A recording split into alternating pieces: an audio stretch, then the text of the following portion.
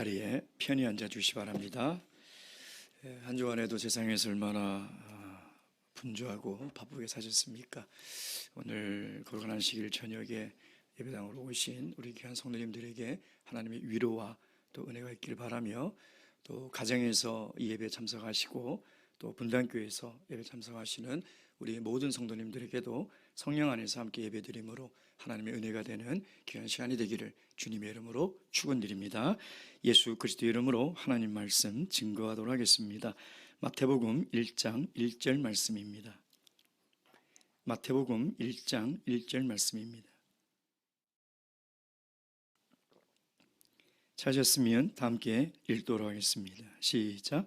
아브라함과 다윗의 자손 예수 그리스도의 세계라. 아멘. 어느 한 성도님이 잠을 잘 이루지 못해서 불면증 증세가 있었습니다. 자려고 누우면 정신이 더 맑아지고 생각이 더 또렷해지는 것이죠.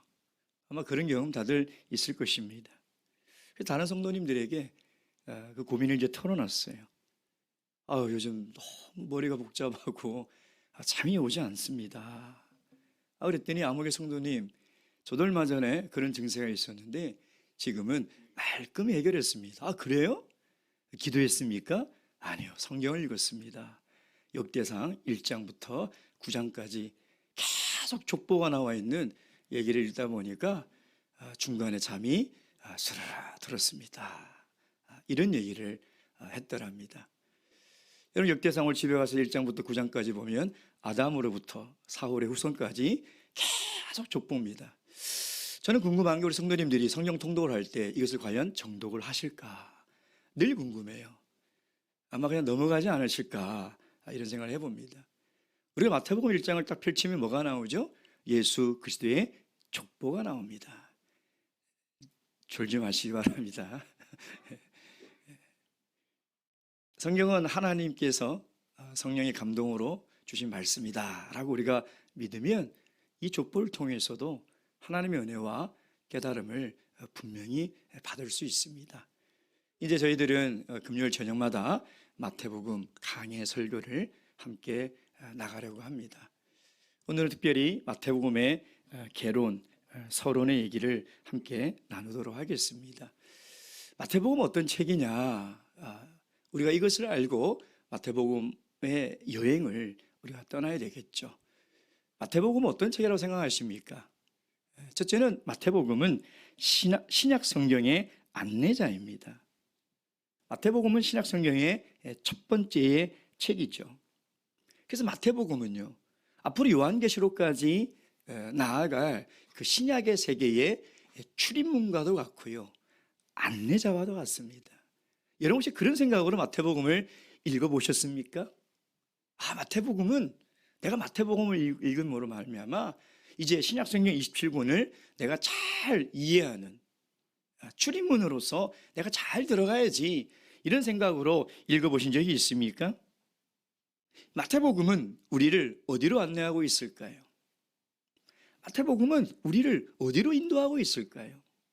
그것은 바로 예수 그리스도라는 것입니다.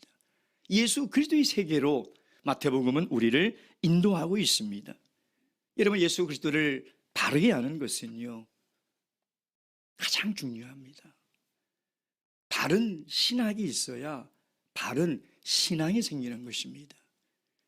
우리가 얼마나 예수 그리스도를 바르게 알고 있는지, 내가 아는 예수 그리스도가 결국은 내 신앙의 모습을 결정한다는 것이죠. 그러나 그때나 지금이나 예수님에 대해서 잘못된 이해 또는 오해 또는 편견을 가지고 있는 것이 현실이라는 것이죠. 아주 오래전에 경상도 산골 마을에 교회가 들어왔어요. 그러니 이 유교의 전통적인 이 경상도 산골에 이 개척교회가 들어온 거예요. 얼마나 생소하고 얼마나 신기하겠습니까? 근데 그 교회 목사님이 이제 막 전도를 하러 다니기 시작합니다. 아무래도 젊은 사람들이 먼저 예수님을 믿기 시작했어요. 그래서 한 가정의 며느리가 이제 예수님을 믿고 교회를 나간 거죠. 그 신앙을 가지다 보니까 이제 가족을 구원해야 되겠다는 생각이 들기 시작했습니다. 누구부터 전도를 할까?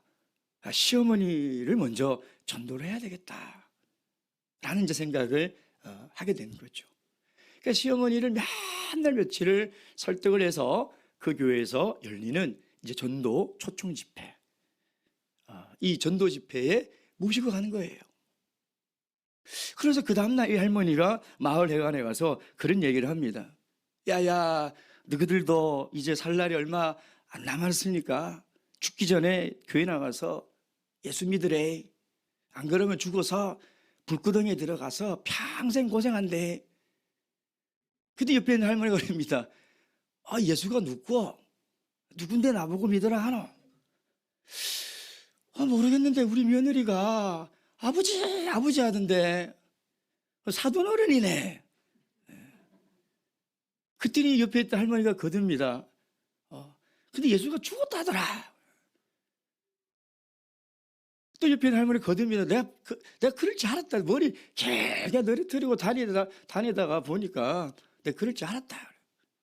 또 물어봅니다. 근데 와 죽었다는데? 내 때문에 죽었다더라. 내 때문에 죽었다더라. 이런 얘기를 나눴다고 합니다. 우리는 예수님을 역사적 관점으로 바라보는 사람들이 있죠. 그래서 예수님은 유대민족의 해방을 위해서 선동을 하다가 정치범으로 로마 정부에 붙잡혀서 이 십자가의 처형을 당한 역사적 인물이다. 이렇게 이해를 하는 사람들이 있습니다. 또 어떤 사람들이 있습니까? 어떤 사람들은 예수님을 석가나 공자처럼 성인으로 알고 믿고 있죠. 지혜가 뛰어나고 사랑과 인애가 충만해서 소외된 사람들을 잘 챙기고 하나님 말씀을 잘 가르쳤던 정말 평범한 범인과는 다른 성인의 삶을 살았던 사람으로 알고 있습니다. 근데 그 당시 예수님에 대해서 가장 크게 오해하고 있는 사람들이 세 분류가 있었어요. 첫째는 헤롯 대왕 가문입니다. 마태복음 2장 1절에 3절 말씀 보겠습니다. 헤롯 왕의 때에 예수께서 유대 베들레헴에서 나심에 동방으로부터 박사들이 예루살렘에 이르러 말하되 유대인의 왕으로 나신 이가 어디 계시뇨? 우리가 동방에서 그의 별을 보고 그에게 경배하러 왔노라 하니 헤롯 왕과 온 예루살렘이 듣고 소동한지라. 여러분, 헤롯 왕은 이스라엘의 왕이죠. 유대인의 왕입니다. 근데 유대인이 아니죠. 에돔 사람이에요. 그러니까 어렵게 곤모술수와 모든 정치력을 다 동원해서 이방인인 에돔 사람이 유대인의 왕이 된 거예요. 그러니까 늘 불안한 거죠. 그래서 유대인의 환심을 사야 됩니다. 근데 어느 날 소문이 들립니다. 유대인의 왕이 베들레헴에서 태어났다는 거예요. 얼마나 마음이 졸이겠습니까? 그래서 헤롯은 어떤 결심을 하게 됩니까? 16절에 이 헤롯이 박사들에게 속은 줄 알고 심히 노하여 사람을 보내요. 베들레헴과 그 모든 지경 안에 있는 사내 아이를 박사들에게 자세히 알아본 그때를 표준하여 2살부터 그 아래로 다 죽이니. 헤롯 대왕 가문은요, 예수 그리스도가 유대인의 왕으로 태어났다고 오해하고 있었습니다. 그래서 유대인 왕이 태어나면 자기의 왕권이 위태위태하기 때문에 그 태어났다는 소문을 듣고 그 마을에 2살 이하의 모든 유아들은 다 학살하는 그런 죄를 저지르고 말았죠. 또한 여러분 마가복음 6장 말씀 보겠습니다. 마가복음 6장 14절에서 16절 말씀입니다. 마가복음 6장 14절에서 16절입니다.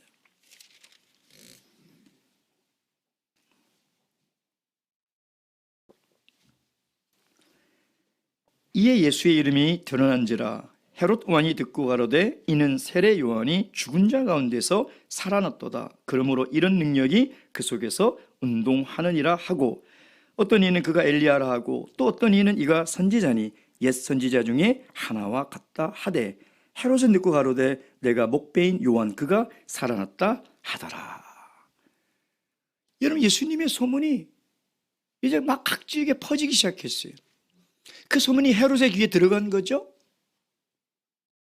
그러니까 그가 예수님이 어떻게 알았느냐? 야, 내가 죽인 살해 요한이 다시 살아났구나.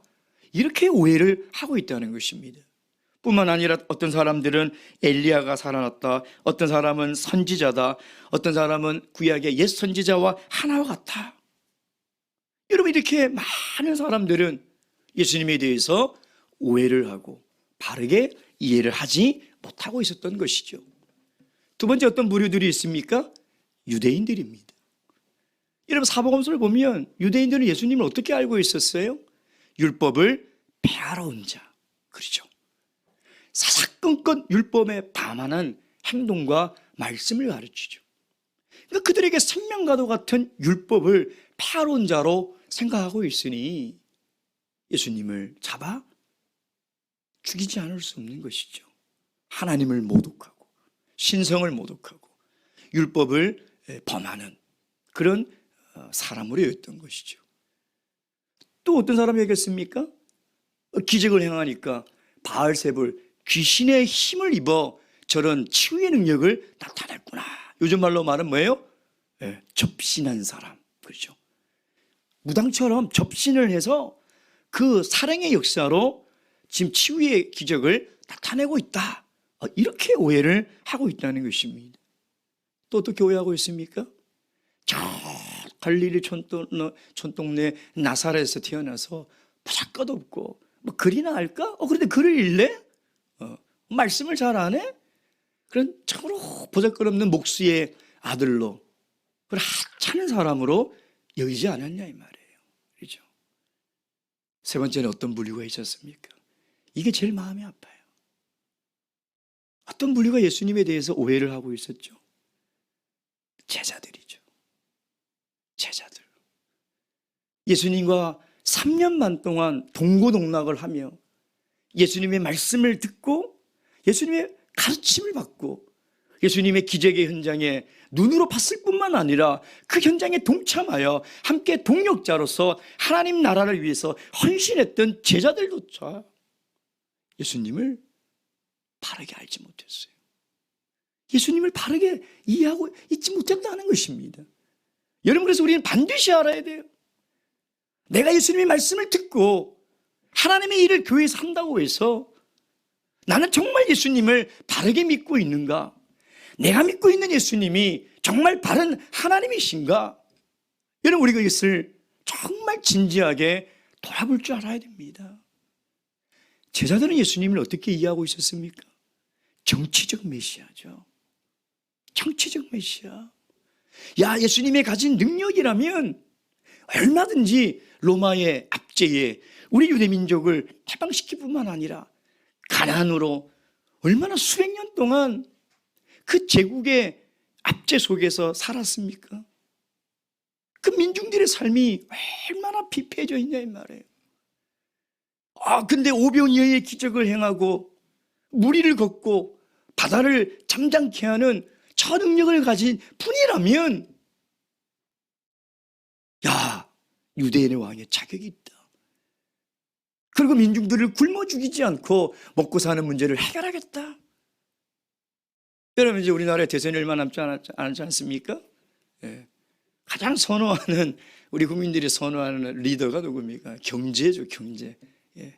제발 좀 부동산 집값 좀 안정되게 잡고 우리 젊은 세대들 좀 취업할 수 있도록 좀 그런 이 경제를 세우는 대통령을 다 선호하고 있지 않습니까? 제자들은 예수님을 그런 지도자로 알고 있었다는 것이죠. 그래서 예수님은 3년 반 동안 제자들과 함께 다니면서 계속 물어보죠. 너희는 나를 누구라 하냐? 너희는 나를 도대체 어떻게 알고 있냐는 거죠. 아니, 다른 사람이 얘기하는 거 말고 너희는 나를 도대체 어떻게 이해를 하고 있냐? 이해를 못하고 있어요. 예수님을 바르게 알고 있지 못하는 것이죠. 그러니 그들은 가장 지척에서 예수님을 바라보고 예수님과 함께 살았지만 예수님에 대한 바른 지식이 없었기 때문에 결국은 예수님이 십자가를 질 때 그들은 다 예수님을 버려두고 다 도망가 버린 거예요. 사실 믿음이라는 것은 언제 작동합니까? 하나님이 정말 우리를 필요로 할 그때에, 가장 힘든 그때에, 가장 어려울 그때에 우리 믿음이 작동하지 않냐 이 말이에요. 근데 예수님이 가장 외롭고 힘들고 가장 어려울 때에 함께 있어야 될 제자들이 함께 있지 못하는 그 이유가 뭐냐 이 말이에요. 그들이 예수님에 대한 바른 지식이 없었기 때문에, 바른 지식이 없으면 바른 신앙이 생길 수가 없다는 것이죠. 사랑하는 우리 강남교회 분당교회 성도 여러분, 여러분 예수님을 어떻게 알고 계십니까? 여러분이 알고 있는 예수님은 누구십니까? 예수님을 바르게 알고 계십니까? 그렇다면 참 감사한 일입니다. 예수님은 천지 만물을 창조하시고 나의 인생을 창조하셔서 나를 이 땅으로 보내주시고 죄 가운데 나를 건져주신 내 인생의 참 주인이시죠. 예수님은 나의 고통과 고난을 누구보다 잘 아십니다. 그래서 내 마음을 위로해 주시고 참된 소망을 주시며 진정한 내 인생의 응원자가 되시는 분 아니겠습니까? 예수님은 내가 죄인인 것을 너무나 잘 알고 있습니다. 죄를 짓지 않으려고 해도 늘 죄 가운데 넘어지는 나의 모습을 보면 정말 마음이 무겁지 않냐. 그때 예수님은 찾아오셔서 괜찮다고 합니다. 내가 너를 사랑하니 그 사랑을 끊을 자가 없다라고 이야기하고 계시지 않습니까? 예수님은 이 세상의 참된 희망이며 소망이십니다. 예수님은 나의 모든 것이고 예수님은 나의 전부이십니다. 여러분, 예수님을 바르게 할 때 우리는 이렇게 위대한 믿음의 고백을, 신앙의 고백을 하며 살아갈 수 있지 않겠습니까? 베드로후서 3장 18절 말씀 보겠습니다. 베드로후서 3장 18절 말씀. 베드로후서 3장 18절 말씀입니다.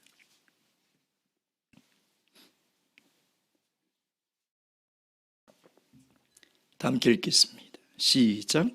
오직 우리 주 곧 구주 예수 그리스도의 은혜와 저를 아는 지식에서 자라가라. 영광이 이제와 영원한 날까지 저에게 있을지어다. 아멘.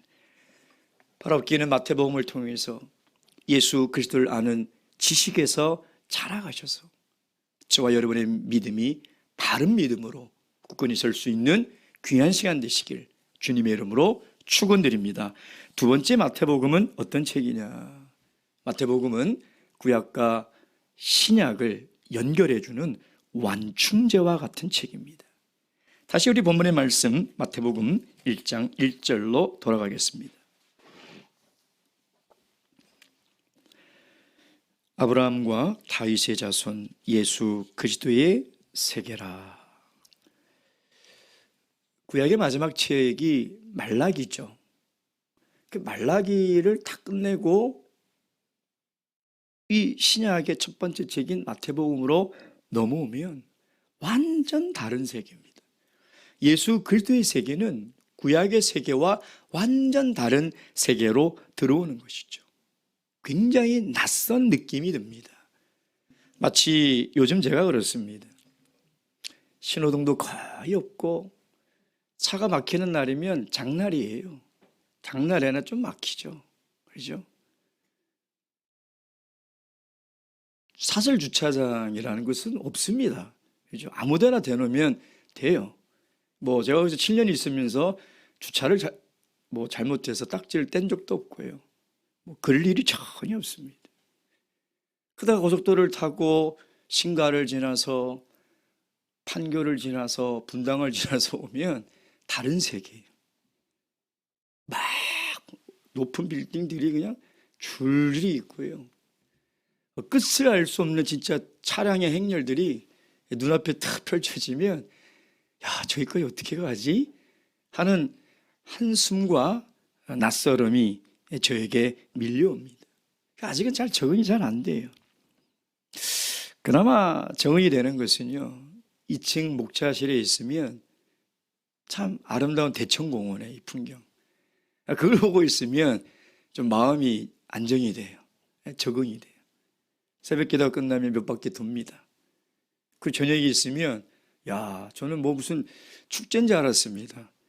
무슨 놀이공원도 아니고 저렇게 아름답게 해놨나 싶을 정도로. 하나님께서 제가 적응을 못하고 힘들어하면 어떨까 해서 아마 그런 배려를 해주신 것이 아닌가 이런 생각을 하게 됩니다. 마태복음이 그런 책이에요.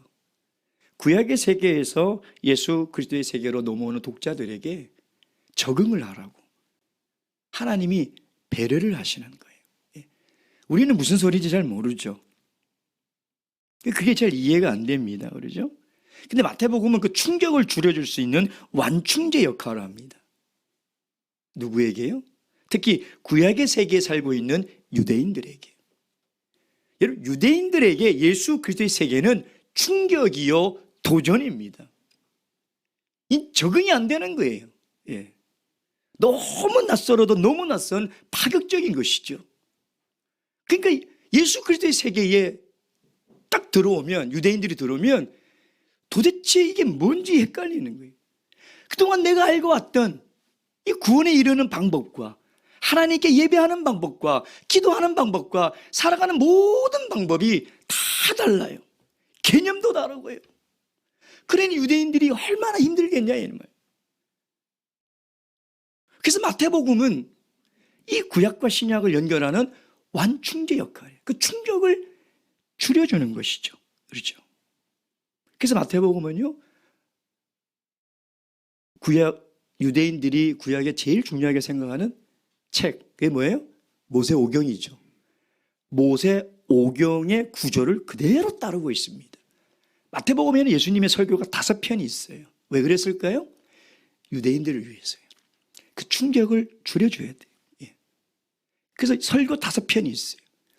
그리고 유대인들에게 가장 친근한 모세와 예수님을 계속 비교합니다. 모세의 이름이 뭐예요? 물에서 건지. 예수님의 이름이 뭐예요? 죄에서 건지. 그렇죠? 그리고 모세 때는 바로가 유아들을 다 죽이려고 했죠. 예수님 때는 헤롯 대왕이 유아들을 다 죽였죠. 그렇죠? 모세가 시내산에서 율법을 받기 전에 40일 금식하지 않습니까?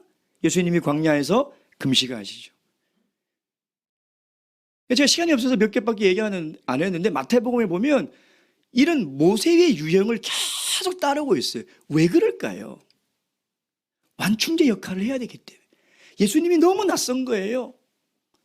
여러분, 이게 낯설면요 믿어지지가 않습니다. 아무리 믿고 싶어도 인간인지라 인간에게는 이성이 있고 감정이 있어요. 근데 내 마음에 벌써부터 이상한데? 하면 받아들여지지가 않아요. 그렇지 않습니까? 우리가 세상 사람들에게 우리는 너무 친숙하죠. 예수님이 예배 방식도 친숙하고 성경도 친숙하죠. 근데 그들에게는 얼마나 낯선 건데요. 그 단계가 있어야 돼요. 그들을 예수님 앞으로 인도할 때도 이런 배려가 있어야 된다는 것이죠. 그래서 마태복음에는 구약을 인용하는 구절이 139절이 나옵니다. 왜? 충격을 완화해야 되기 때문에. 그래서 있는 거예요.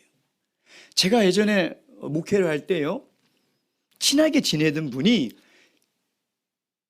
한국의 3대 사찰 중에 하나가 들어갈 거예요. 직지사라고. 엄청나게 크지 않습니까? 그렇죠?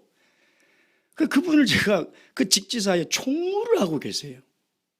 근데 그분을 제가 전도를 하려고 이제 영은회 때만 되면 초대를 했어요. 그냥 한 1년, 2년 하니까 마지막 때 이제 이게 오시더라고요. 오시면서 어떤 조건을 내세우냐면, 목사님, 저도 갈 테니 목사님도 우리 절에 한번 오세요. 그러는. 어휴, 그래 뭐 한번 가지. 그래서 예 하고 이제 하고 영은회 때 초대를 해서 예배를 드리고 이제 그 다음날 제가 절에 가야 돼요. 이제 일요일 날. 근데 갔는데 그래도 무슨 뭐 법회라는 걸 하더라고요. 근데 뭐 순서도 있고 뭐 이렇게 예배처럼 이렇게 드리는데 왜 이렇게 낯설고 왜 이렇게 적응이 안 되는지 뭐라고 좋은 말씀을 하신 것 같은데 하나도 안 들어오는데, 그때 제가 무엇을 깨달았냐면, 야, 우리가 전도하려고 하는 그 구도자들, 그 우리의 VIP들도 이런 마음이지 않을까? 어떻게 오라고 해서 왔는데 예배도 낯설고 말씀도 낯설고 기도는 깜짝 놀라고 이러지 않을까라는 생각이 들더라는 거예요. 그래서 우리 전도의 방법을 좀 고민을 해야 되겠다, 이런 생각을 한 적이 있습니다. 정말 우리가 그들을 배려를 해야 되죠. 하나님은 이 유대인들을 지금 배려하고 있는 거예요. 여러분, 사복음 중에 제일 먼저 기록된 책은 마태복음이 아닙니다. 그렇죠? 뭐죠? 마가복음입니다. 그러면 기록된 순서대로면 마가복음이 제일 앞에 와야 돼요. 근데 왜 하나님은 마태복음을 맨 앞에 뒀을까요? 우리를 향한 배려라니까요. 유대인들을 향한 배려가 거기에 숨겨져 있다는 것이죠. 사랑하는 성도 여러분, 우리가 마태복음을 읽을 때 하나님의 이 세심한 배려가 느껴지셔야 돼요. 우리가 예수 그리스도를 받아들일 때 우리가 그동안 알고 있었던 신앙의 가치, 삶의 가치, 이런 것들이 큰 충격으로 다가오지 않도록 하나님은 우리를 세심하게 배려하고 있다는 것이죠. 이 마태복음을 통해서 예수 그리스도를 더 깊이 알아가시는 그런 귀한 시간과 우리 성도님 되시기를 주님의 이름으로 축원드립니다. 마지막 세 번째, 마태복음은 어떤 책입니까? 그것은 구약의 약속이 성취가 되는 것을 증거하고 있는 책입니다. 하나님의 약속이 성취가 된 것을 증거하고 있는 책이죠. 여러분, 우리 하나님을 신실한 분이라 믿고 찬양을 합니다. 하나님의 신실성은 하나님의 성품 가운데 하나입니다. 신명기 7장 9절 말씀 보도록 하겠습니다. 신명기 7장 9절입니다.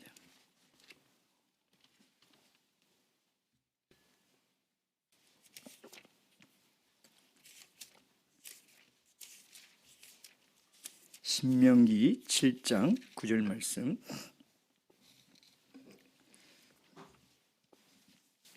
찾으셨으면 다 함께 읽도록 하겠습니다. 9절. 그런즉 너는 알라, 오직 내 하나님 여호와는 하나님이시요 신실하신 하나님이시라. 그를 사랑하고 그 계명을 지키는 자에게는 천대까지 그 언약을 이행하시며 인애를 베푸시되. 성경에서 신실하다는 단어는 여러 가지 의미로 사용되고 있습니다.